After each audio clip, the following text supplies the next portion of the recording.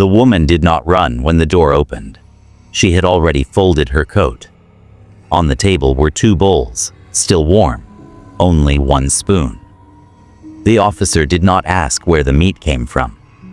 He wrote a letter beside her name instead. Not a charge, a category. By the winter of 1942, Leningrad police no longer used a single word for cannibal. They divided it in 2. The city was not collapsing loudly. It was thinning. People disappeared between stairwells and tram stops. Apartments stayed locked with the lights on. A child went out to fetch water and did not come back. No scream followed, just an empty bucket by the pump. The blockade had already erased hunger as a sensation. What remained was function. Bodies learned new rules. Hands shook less when there was nothing to shake for. Bread cards were inspected like documents of citizenship.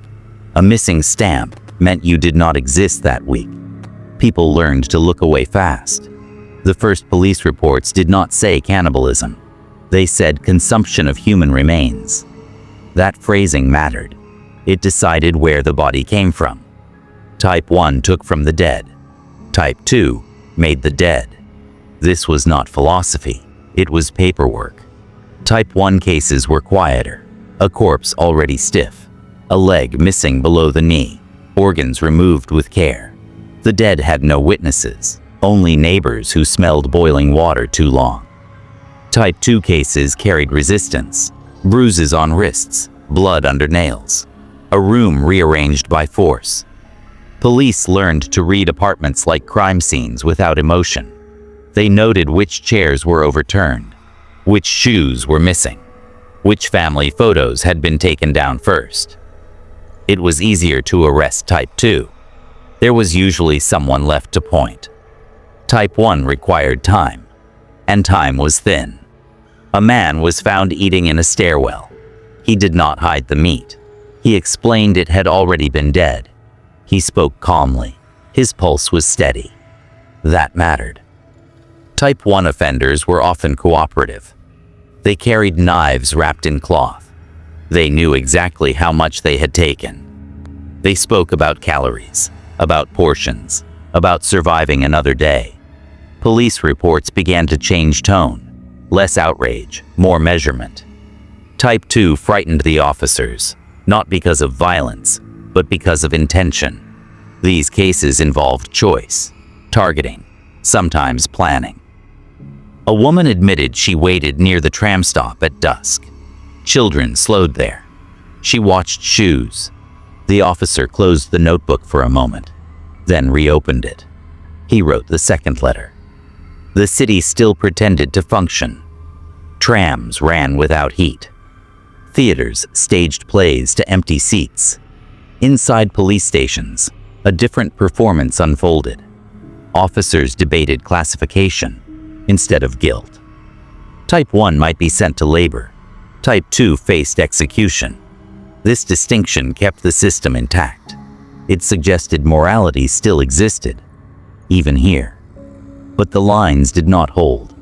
A father was arrested after neighbors reported a smell. The body was his daughter's. She had died days earlier. He said he waited. He said he prayed. He said nothing when asked why he started. The report listed him as Type 1. The officer hesitated, then signed. Another case involved a woman who killed her sister. They had agreed the weaker one would go first. The sister protested at the end. Type 2. The categories were not about hunger. They were about consent that could no longer be verified. As the winter deepened, police noticed something else. Type 1 cases increased sharply after 9 days without bread. Not before, after. Something in the body crossed a line then. Not immediately, not dramatically. Neighbors who had shared tea stopped sharing glances. Doors were locked earlier. Names were forgotten faster. The city's records grew thinner. Files disappeared. Some were destroyed on purpose. Not all cannibalism was reported. Only the visible kind. Entire buildings lost residents without a single police visit. The silence was complete. Officers were not immune. Some fainted during inspections. Some began refusing certain calls. One officer requested reassignment after classifying 3 Type 2 cases in 1 week. The request was denied. Another officer stopped eating his rations at home.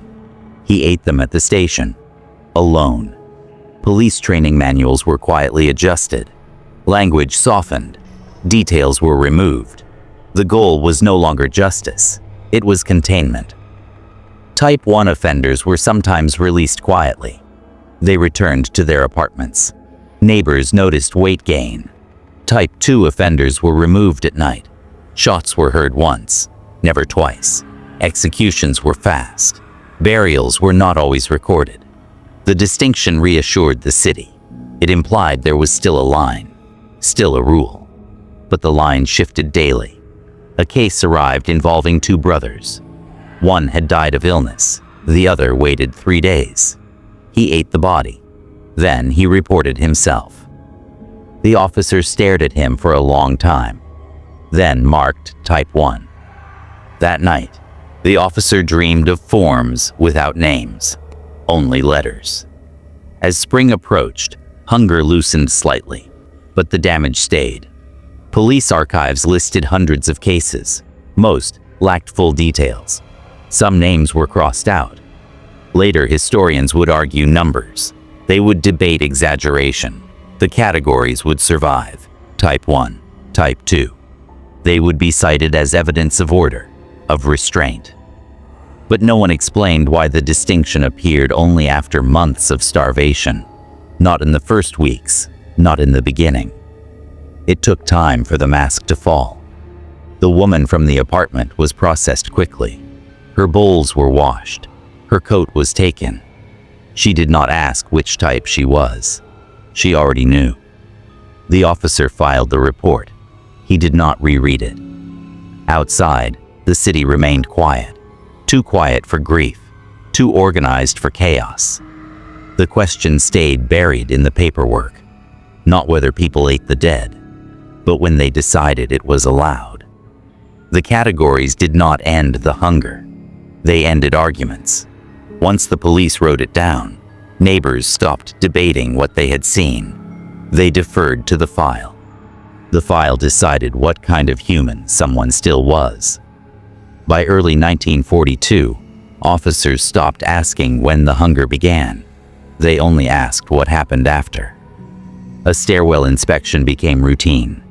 They checked for stains on the walls. They checked trash bins for bones, stripped too clean. Some buildings were marked internally, not condemned, just noted. Patrols passed them faster.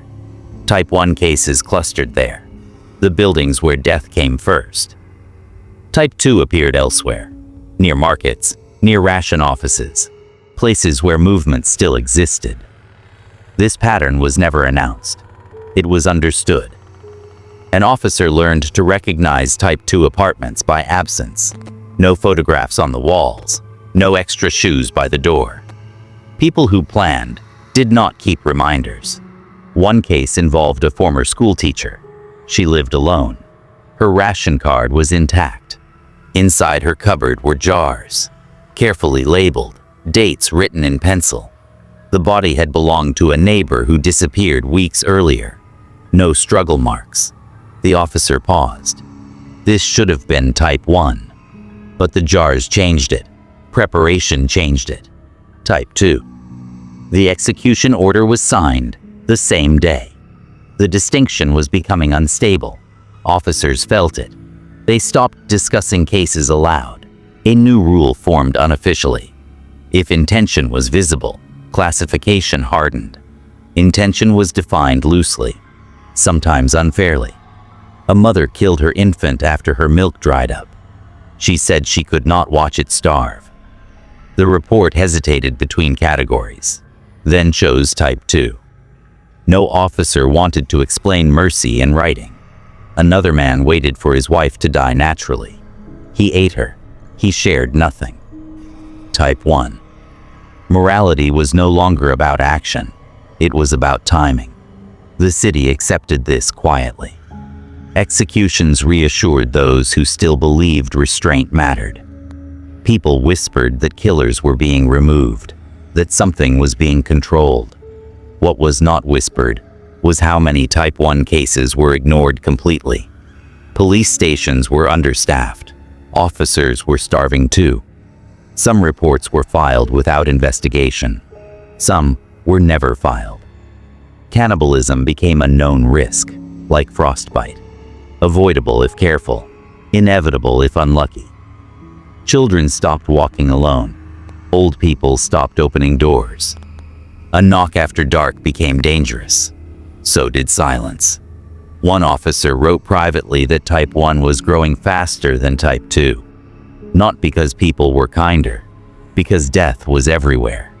The dead outpaced the living. Hospitals overflowed with bodies they could not bury. Morgues froze. Some bodies disappeared before registration. No category was assigned.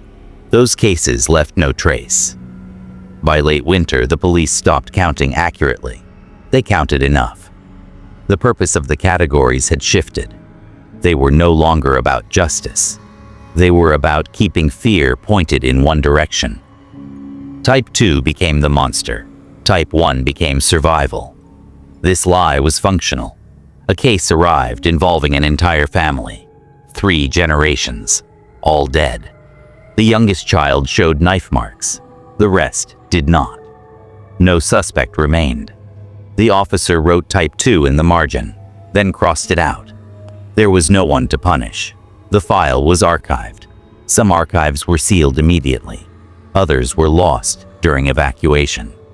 Years later, researchers would notice gaps. They would ask why some months had fewer reports. They would not know which reports were burned intentionally. One officer burned his own notes before dying of exhaustion. He said nothing to anyone. Another officer kept his notebooks. They were found decades later.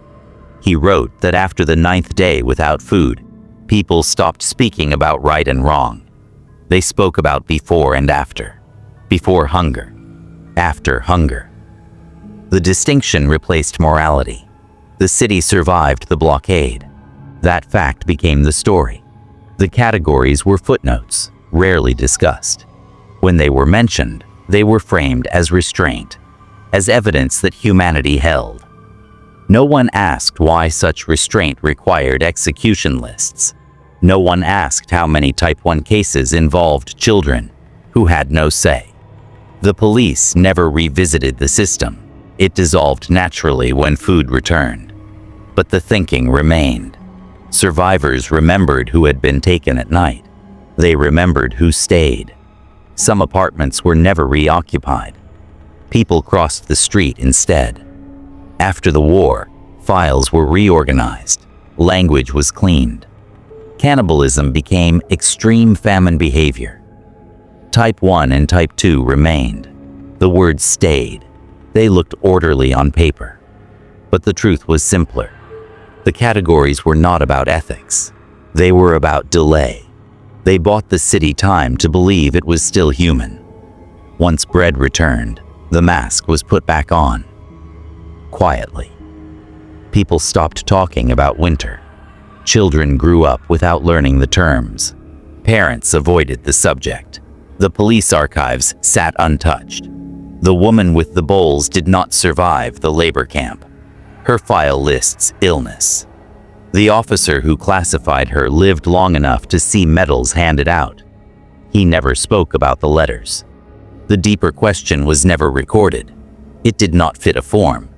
Not why people ate each other, but why it took 9 days for permission to appear. History preserved the categories, not the moment they became necessary. Civilization did not collapse. It adjusted. And that adjustment was the most dangerous thing the city ever accepted.